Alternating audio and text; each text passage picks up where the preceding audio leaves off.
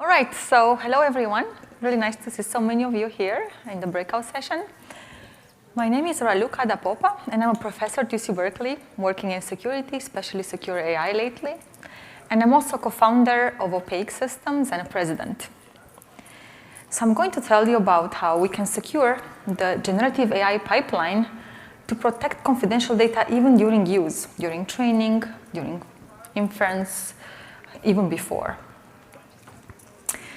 So let's begin with a simplistic Gen AI scenario and start reasoning about security in it. We have a user that's sending a prompt to an LLM provider in the cloud, and the cloud has the model and also, let's say, a RAG database. So based on the prompt, there's some RAG queries, and then the model produces a response that gets sent back to the user. So what happens if we have an attacker on the server side, on the cloud provider side? Well, this could be hackers breaking in, or it could be even employees, internal users, internal employees wanting to know the model weights or wanting to know, user data. So what could be confidential information that could be leaked? Well, the prompt can have PII data, and we've seen, you probably read in the news about a number of companies concerned about using ChatGPT or other Gen AI systems because of their prompts being confidential and employees uploading proprietary code or IP to these providers. So definitely the prompt can be quite confidential. The model itself is proprietary, right? It takes billions of dollars to train one of these big models, and so the weights are, very sensitive. Plus, these days, these models start having cyber capabilities to attack, online websites. So we need to make sure they're not getting in the wrong hands. The RAG database could be very sensitive, right? It could be some proprietary database or user data. And the response itself could also be very sensitive because it could have, PII data from the prompt, or could contain information about the RAG database or whatnot. So basically, really everything in this pipeline could be very sensitive. So how can we protect the security and confidentiality of all this data? Well, you might think of encryption, right? People are using encryption today, so why isn't that enough?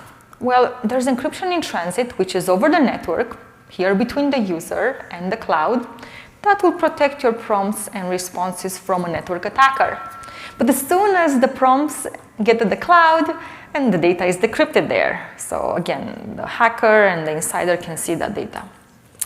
Encryption in rest protects the data in storage when the data is not used.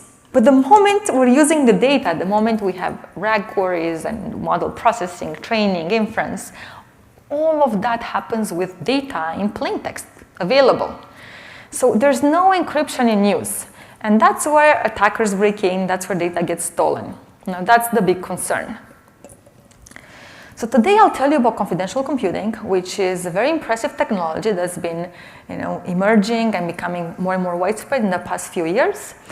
And confidential computing basically enables securing data in use. So it creates the abstraction, essentially, of the data being encrypted at all times, even in use.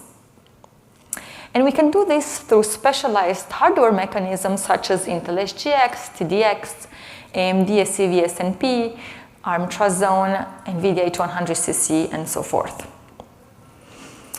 So let me first explain how confidential computing works, and then I'll tell you about things we've been doing in my research and also at Opaque, leveraging it.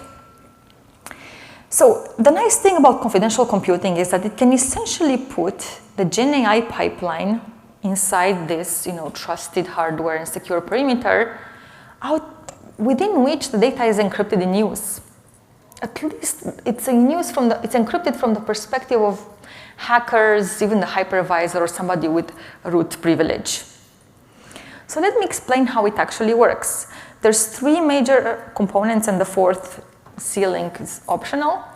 But basically we have memory encryption, remote attestation, and hardware-based isolation. So with memory encryption, here's what we have. So we have the processor, which you can imagine as the enclave being around the processor. There's an encryption engine built in the hardware of the processor that encrypts the data before before it leaves the enclave. Okay?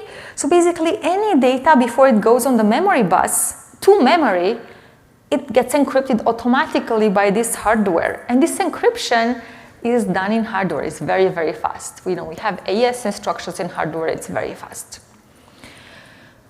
So then in memory, the data is encrypted. Even if you have an attacker that has root privilege and tries to look in memory or on the bus, the data is encrypted.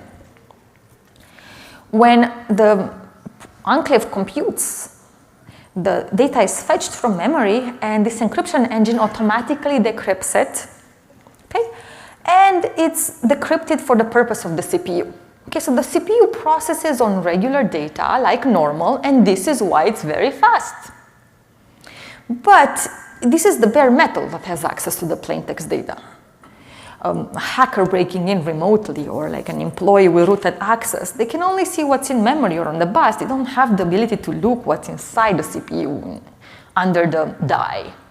Okay, so that's why it's really nice, because on the one hand, essentially there's encryption in use, because for the perspective of the attacker, the data is encrypted at all times in use, but it's actually efficient because the CPU actually processes on regular data. And I'll show you in a moment how this is extending to the GPU as well. The second important component is remote attestation, and this also helps us build a primitive called confidential VMs.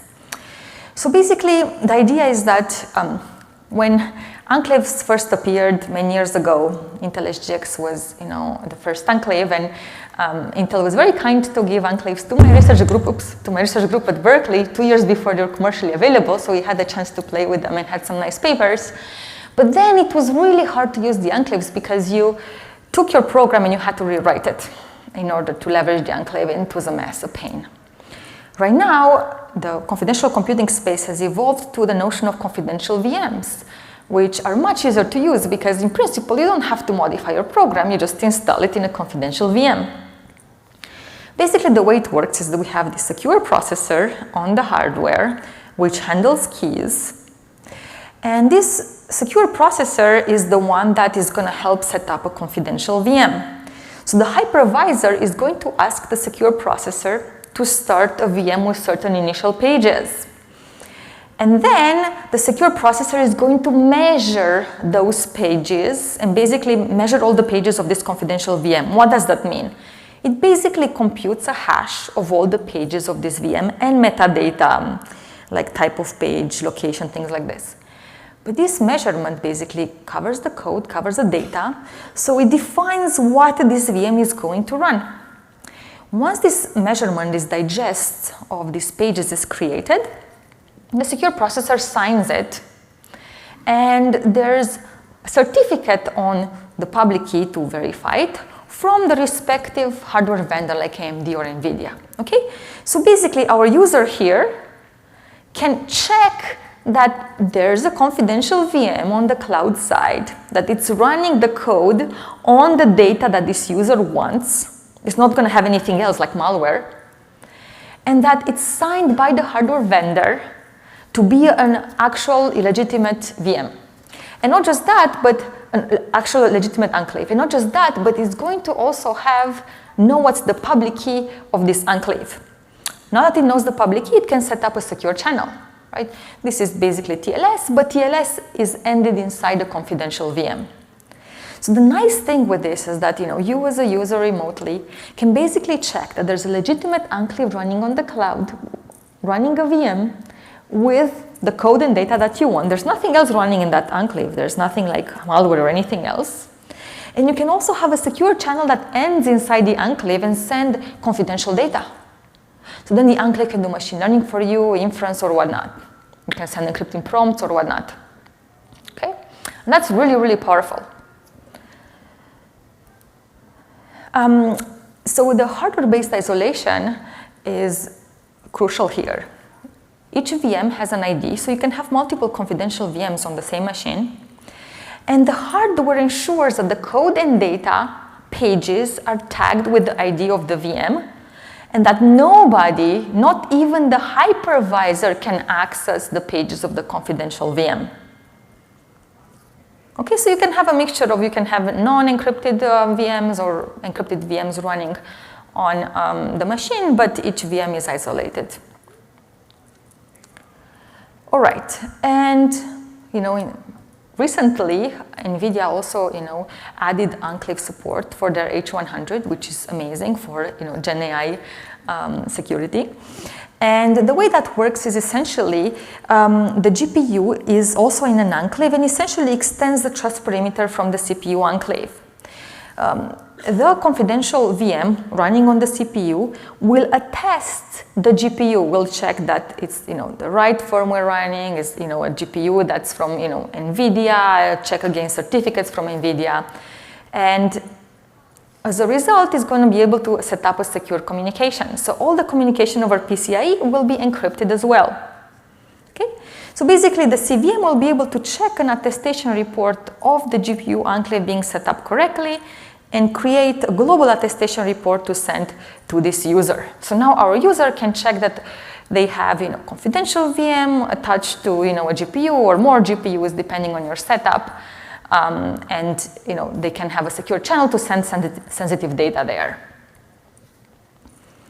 All right, so this is the very high level of how confidential computing works, and it really is very, very powerful.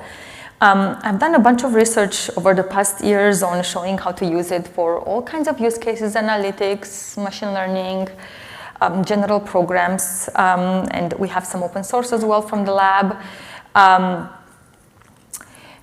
And in parallel with this, we've also done work on cryptographic computing through FHE and MPC. And I know that many of you might have heard of fully homomorphic encryption and are wondering, can I secure my prompts or my data with fully homomorphic encryption? But really, and that's beautiful technology that I've done work on as well. But really, the comparison point here is that FHE and MPC is very, very slow. It's still orders of magnitude too slow, especially for large models. And if you're interested to learn more about how confidential computing and cryptographic computing compare, I have this ACM article that I wrote recently. I would say the bottom line is that cryptographic computing is very nice and works for specific use cases, like very targeted, simple functionalities.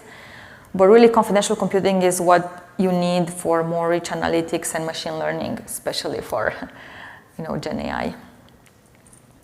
All right, so how would we use the enclaves for Gen AI? Well, at the high level, I think you probably get it, right? It's quite simple at a high level.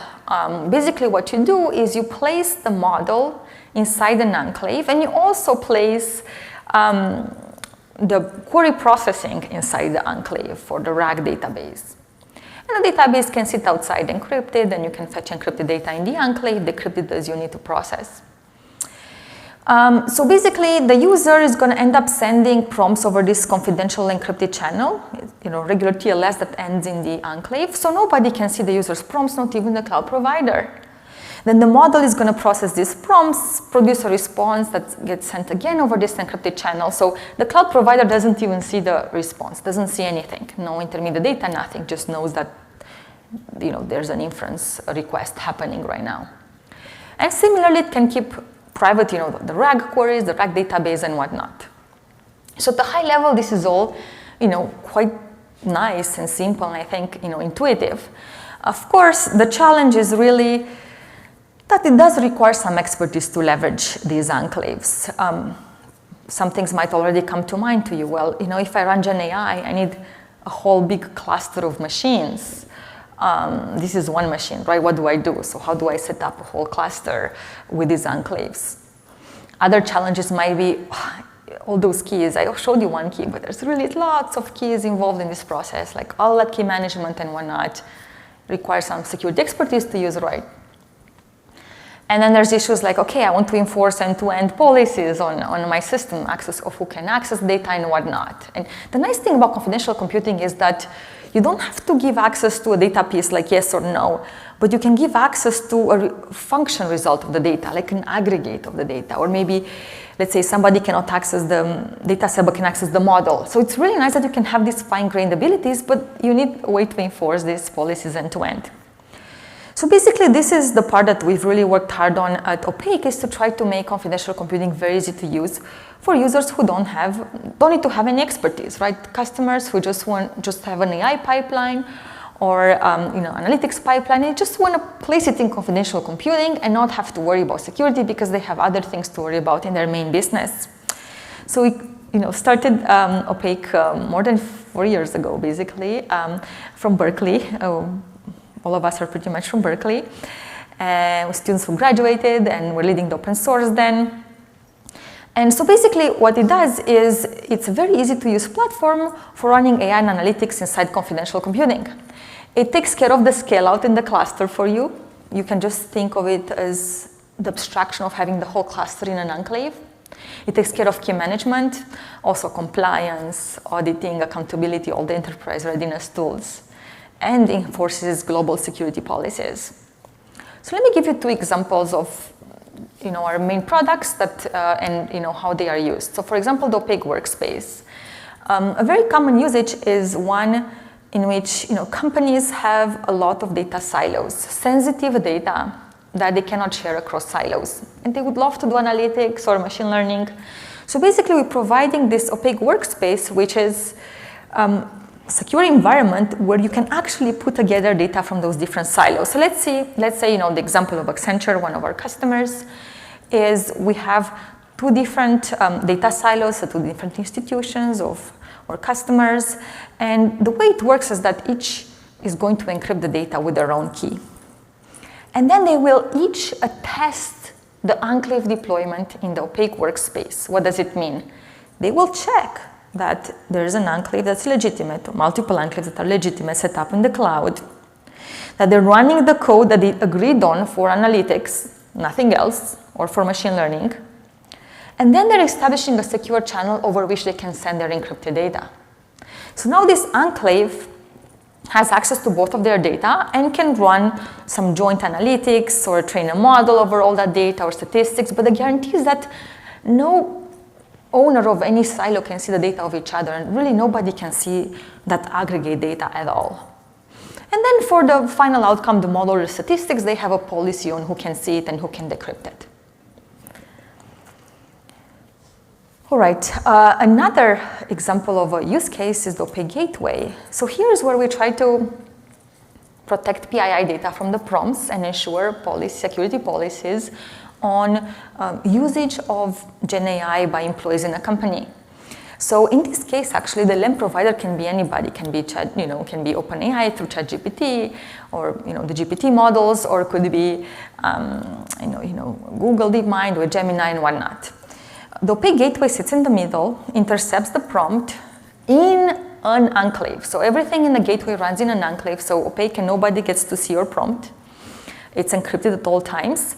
And it can remove PII data from the prompt. So it can remove confidential names, addresses, PII data, depending on your policy.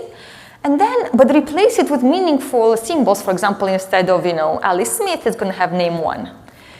And these are meaningful enough that the LLM can still reason about the query and answer, with high accuracy. And then the Opaque gateway puts the response, in the response puts back the PII so that the user doesn't notice any difference in the behavior. Besides this, the Opaque gateway offers, the normal things that an enterprise needs, like compliance, ensuring end-to-end policies, accountability, checking, what are the employees asking about, are they exfiltrating anything, or things like this. So it's basically a way for a company to manage what happens to the interaction between their employees and an external LLM provider, and ensure policies and compliance. All right, so in conclusion, I told you a few things. One is I told you about confidential computing, how it works, and how it promises to protect prompts, model weights, data during fine-tuning, training, RAG, throughout the whole pipeline.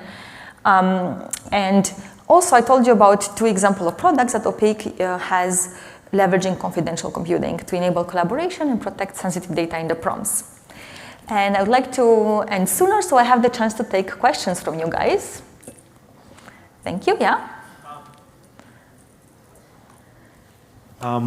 800-bit RSA is broken by recently, with 1 week run on the quantum computer. So is it going to support PQC with Kyber 512, all the enclaves? Yeah, absolutely. So the nice thing about the enclaves is that, if, for example, they use TLS, so you can have different cyber suites that you use.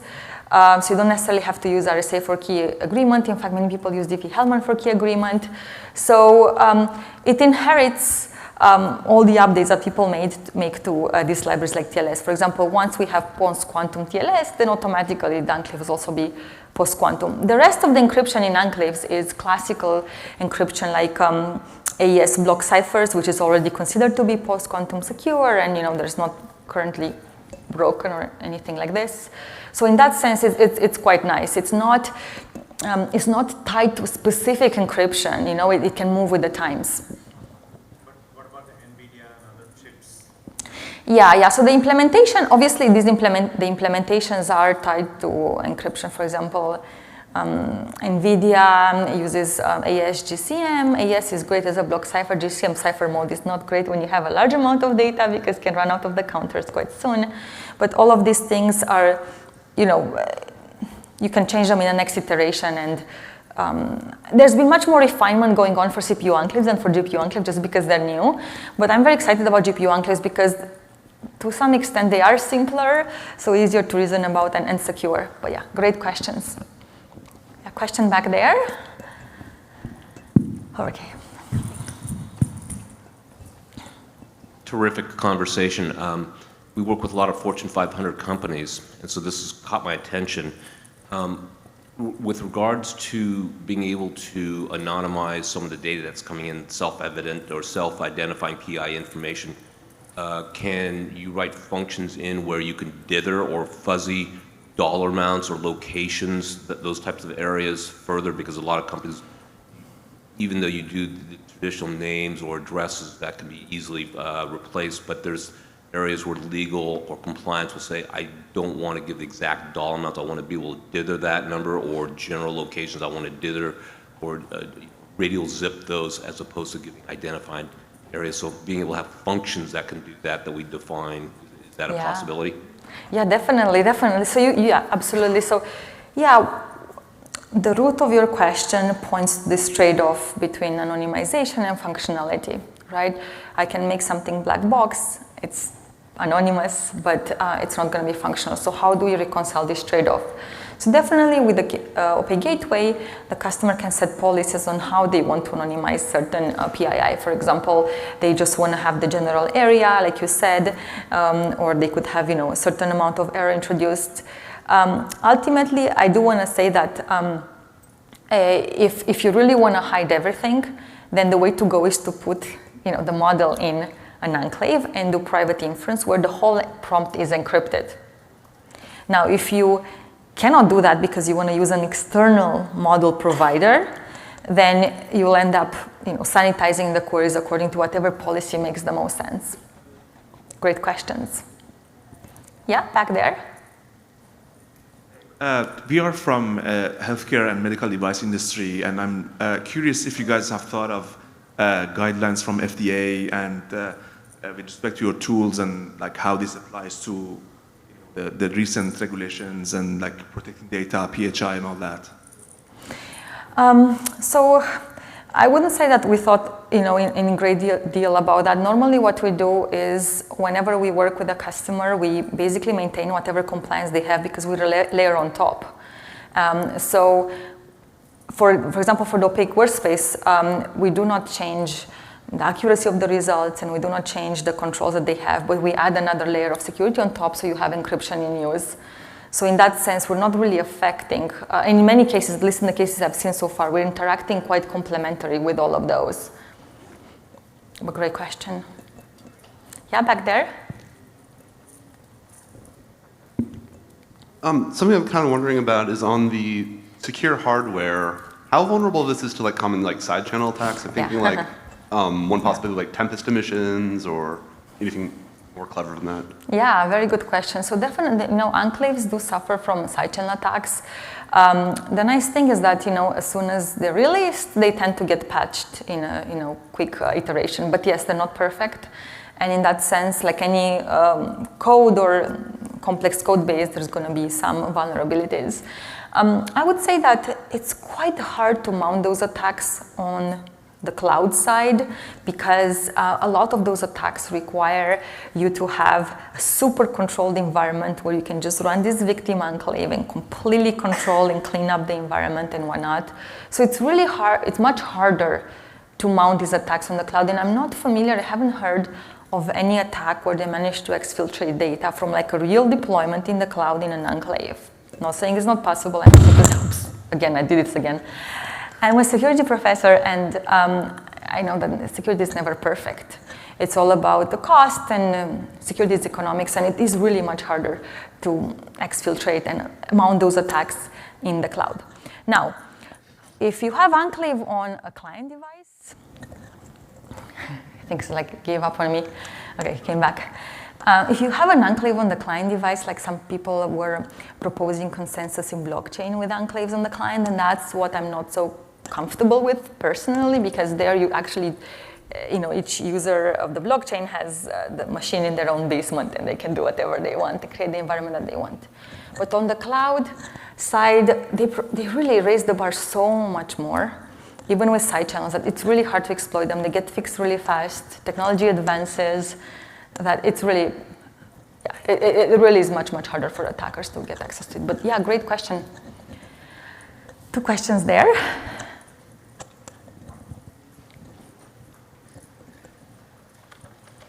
Hi, so you've mentioned cost. Do you have any estimates on what is the performance overhead of using confidential compute? Yeah, absolutely, absolutely. It depends a lot on the workload, but for example, there's a few recent reports out there that you can check out showing that for LLM inference for large models, it should be an overhead of 5% or less. The current H100 with NVIDIA, the main overhead is sending data over the I/O between the CPU and the GPU, because it's the encryption that's going on. But still, 5% is the usual number that I see. You can craft a particularly bad workload with tons of I/O where it's going to be worse, but really I see 5% or less. Now in Blackwell, it's supposed to be much less than 5%, the overhead, so it's supposed to really not be less than 1% even. So the point is that they are pretty fast and pretty efficient. At least, I mentioned I'm doing work on also cryptographic side of things because there's a trade-off. For example, you don't have side channels as much there. But we're seeing costs of 1,000 times lower or more, so comparatively and realistically, confidential computing is very fast. So the main hassle is the ease of use and expertise to set it up, and that's the stuff we're trying to make easy. Okay, let's give a final round of applause to Raluca. Thank you so much.